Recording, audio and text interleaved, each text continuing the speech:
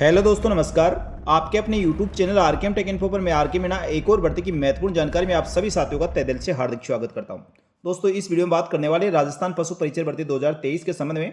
तो साथियों, पशु परिचय भर्ती में जो शेष पद रहे थे, साथ ही जो प्रतीक्षा सूची जारी की गई थी यानी वेटिंग सूची जारी की गई थी, तो वेटिंग में चयनित अभ्यर्थियों की नियुक्ति और पदस्थापन आदेश जारी हो गए हैं। तो कार्यग्रहण हेतु आपको कौन कौन से दस्तावेजों की आवश्यकता होगी और इसकी क्या दिशा निर्देश है, संपूर्ण जानकारी आपको इस वीडियो में दी जाएगी, इसलिए वीडियो को पूरा अंत तक देखें। पशु परिचय भर्ती 2023 पशुपालन विभाग के लिए सातवीं भर्ती निकाली गई थी। राजस्थान कर्मचारी चयन बोर्ड से प्राप्त सूची के अनुसार गैर अनुसूचित क्षेत्र में 129 व अनुसूचित क्षेत्र के 13 अभ्यर्थी, साथ ही प्रतीक्षा सूची यानी वेटिंग में चयनित गैर अनुसूचित क्षेत्र के 190 व अनुसूचित क्षेत्र के 31 अभ्यर्थी पशु परिचय पद पर अंतिम रूप से चयन किया जाकर नियुक्ति और पदस्थापन आदेश जारी किए गए हैं। बोर्ड से प्राप्त सूची के अनुसार 363 अभ्यर्थियों को राजस्थान सिविल सेवा संशोधन वेतन नियम 2017 की अधिसूचना के अनुसार 30/10/2017 और 9/12/2017 के अनुसार पशु परिचय पद पर पे मैट्रिक लेवल 1 के अनुसार यानी पे मैट्रिक लेवल 1 के अनुसार कार्यग्रहण की तिथि से 2 वर्ष तक परीक्षा काल प्रशिक्षणार्थी के रूप में 12,400 रुपये प्रति माह फिक्स वेतन दिया जाएगा। तो साथियों, संलग्न सूची के अनुसार अभ्यर्थी को नियुक्ति और पदस्थापन आदेश इसमें जारी किए गए। तो साथियों, टोटल 363 अभ्यर्थियों का और पशु परिचय भर्ती में अंतिम रूप से चयन हुआ है। तो सभी अभ्यर्थियों को बहुत बहुत बधाई और शुभकामनाएं। आपके नियुक्ति और पदस्थापन आदेश जारी हो गए हैं। तो आपको नियुक्ति और पदस्थापन आदेश जारी होने के पश्चात कार्यग्रहण करने हेतु कौन कौन से डॉक्यूमेंट की आवश्यकता होगी और क्या दिशा निर्देश रहेंगे, वह इस प्रकार है। तो पशु परिचय भर्ती में चयनित सभी अभ्यर्थियों के साथियों नियुक्ति अस्थायी है, यानी साथियों अभी आप स्थायी नहीं, 2 वर्ष तक आपको परीक्षा काल में रखा जाएगा, उसके पश्चात स्थायी किया जाएगा। साथ ही ये नंबर 2, अभ्यर्थियों की नियुक्ति पशु परिचय पद पर संबंधित जिला कार्यालय पशुपालन विभाग में उपस्थिति प्रस्तुत करने की दिनांक से मान्य होगी। तो जिस भी अभ्यर्थी को जो भी जिला अलॉट हुआ है और जिस जिले में आपको साथियों कोई सा भी पशु चिकित्सालय आपको अलॉट हुआ है, आप तो संबंधित जिस जिले में आपका साथियों नियुक्ति और पदस्थापन आदेश जारी हुआ है, उस जिला का जिला कार्यालय पशुपालन विभाग में आपको उपस्थित देनी होगी और जिस दिन आप वहां पर ज्वाइनिंग कर लेंगे उस दिन से आपकी नौकरी शुरू हो जाएगी। साथ ही दोस्तों, नंबर 3, नवचयनित पशु परिचय भर्ती के अभ्यर्थी को परीक्षा अवधि में निर्धारित पारिश्रमिक के अतिरिक्त अन्य भत्ते यथा जैसे मकान किराया, महंगाई भत्ता, शहरी क्षतिपूर्ति भत्ता, विशेष वेतन भत्ते आदि देय नहीं होंगे, यानी जो फिक्स वेतन है वही दिया जाएगा। साथ ही परीक्षा काल में 15 दिन का आपको आकस्मिक अवकाश अतिरिक्त किसी प्रकार को और अन्य अवकाश नहीं दिया जाएगा। 15 दिन की आप सीएल ले सकते हैं, यानी पूरे 12 महीने में आप 15 अवकाश ले सकते हैं। 15 सीएल के अलावा आपको किसी प्रकार कोई अन्य अवकाश नहीं दिया जाएगा। साथ ही नंबर 4, सभी अभ्यर्थियों को जन्म तिथि उनके द्वारा जो 10वीं की अंकतालिका प्रस्तुत की गई थी उसके आधार पर उनकी जन्म तारीख अंकित की गई है, जिसमें किसी प्रकार कोई परिवर्तन नहीं किया जाएगा। नंबर 5, उक्त चयनित अभ्यर्थियों की नियुक्ति इस भर्ती में संबंधित माननीय न्यायालय के विचाराधीन और दायर जो रिट याचिका है उसके निर्णय अधीन रहेगी। साथ ही नंबर 6, राजस्थान सरकार द्वारा समय समय पर जारी पेंशन योजना का प्रावधान लागू रहेगा। इससे संबंधित अन्य आदेश जो भी राज्य सरकार द्वारा समय समय पर जारी किए जाएंगे वह सभी अधीन सेवा और सेवा लाभ आपको देय होंगे। साथ ही आदेश आज जारी कर दिया गया है, 30/5/2026 को आदेश जारी हुआ है। इसके साथ ही नंबर 7, पूर्व में राज्य सरकार के विभागों में नियोजित कार्मिक जो राज्य सरकार के नियमानुसार नियत पारिश्रमिक या वेतन मान प्राप्त कर रहे हैं, ग्रेड पे या लेवल के आधार पर उसे प्राप्त करने के लिए आपको विकल्प प्रस्तुत कर सकते हैं। साथ ही नंबर 8, चिकित्सा परिचर्य व्यय भुगतान राज्य सरकार द्वारा समय समय पर जारी परिपत्रों, नियमों, अधिसूचनाओं के अंतर्गत देय होगा।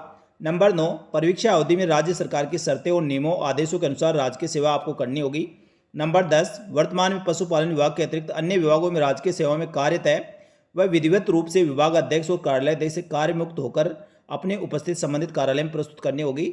यानी कोई अभ्यर्थी पहले से राजकीय सेवा में है और उसका चयन पशु परिचय पद पर हुआ है और पशु परिचय पद पर आप कार्यग्रहण करने वाले हैं, तो साथियों पूर्व डिपार्टमेंट से आप प्रॉपर रूप से कार्य मुक्त होकर यदि कार्यग्रहण करेंगे तो ही साथियों आपको पिछली सर्विस का इसमें लाभ दिया जाएगा।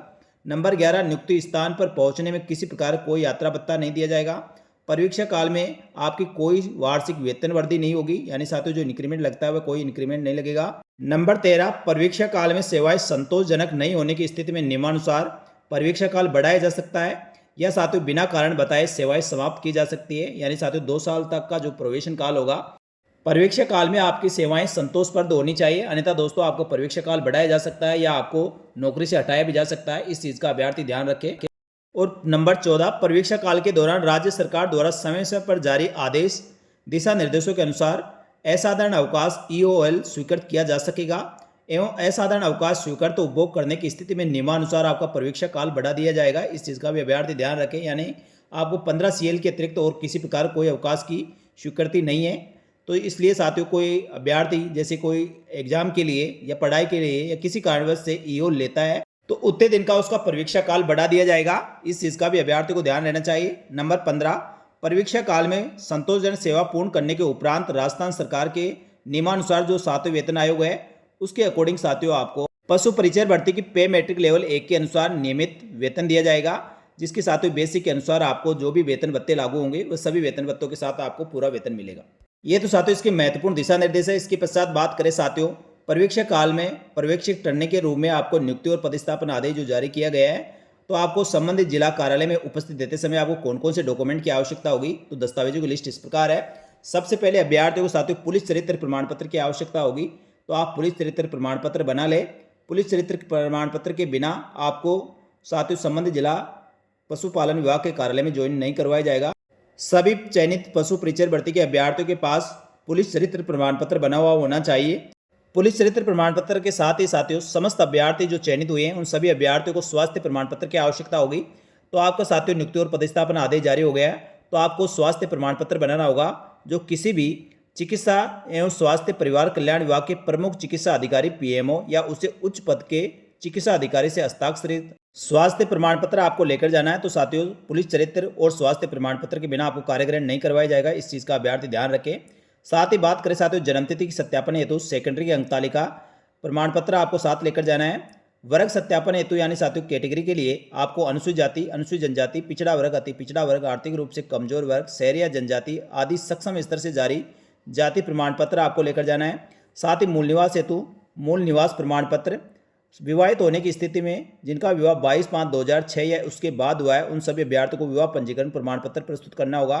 और दहेज न लेने और देने के संबंध में स्व घोषणा पत्र, तंबाकू और तंबाकू उत्पादन सेवन नहीं करने इत्यादि के लिए स्व घोषणा पत्र आपको बनाना होगा।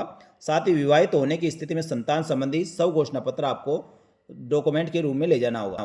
इसके अलावा साथियों 2 अलग अलग राजपत्र अधिकारी सत्यापित आपको नवीनतम चरित्र प्रमाण पत्र की आवश्यकता होगी। विधवा कोटे में चयनित अभ्यर्थियों को पति की मृत्यु का प्रमाण पत्र, साथ ही परित्यक्ता महिलाओं को सक्षम न्यायालय द्वारा जारी डिग्री प्रमाण पत्र, दिव्यांगजन कोटे में चयनित अभ्यर्थियों को निःशक्ता प्रमाण पत्र आपको लगाना होगा। साथ ही भूतपूर्व सैनिक कोटे में चयनित अभ्यर्थियों को आपको भूतपूर्व सैनिक होने का प्रमाण पत्र आपको सबमिट कराना होगा। उत्कृष्ट खिलाड़ी के संबंध में खेल प्रमाण पत्र की आवश्यकता होगी। साथ ही सभी चयनित अभ्यर्थियों को जो बिंदु संख्या 16 में साथ जो मैंने पूरे डॉक्यूमेंट बताए हुए सभी डॉक्यूमेंट के 2 सेट आप बना ले। साथ ही दोस्तों ओरिएंटेड डॉक्यूमेंट के साथ आप संबंधित जिला कार्यालय पशुपालन विभाग के कार्यालय में आप कार्य ग्रहण करें जो जिला आपको अलॉट हुआ है।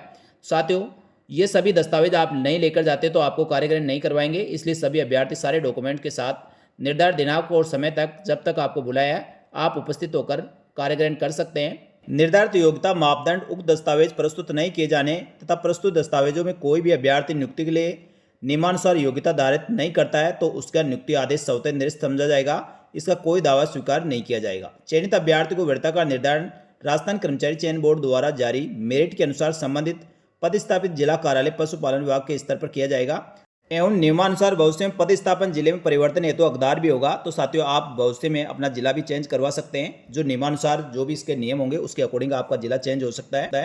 तो साथियों ये थी पशुपालन विभाग द्वारा पशु परिचर भर्ती के पेंडिंग साथ ही प्रतीक्षा सूची में चयनित अभ्यर्थियों को नियुक्ति और पदस्थापना आदेश के संबंध में महत्वपूर्ण जानकारी।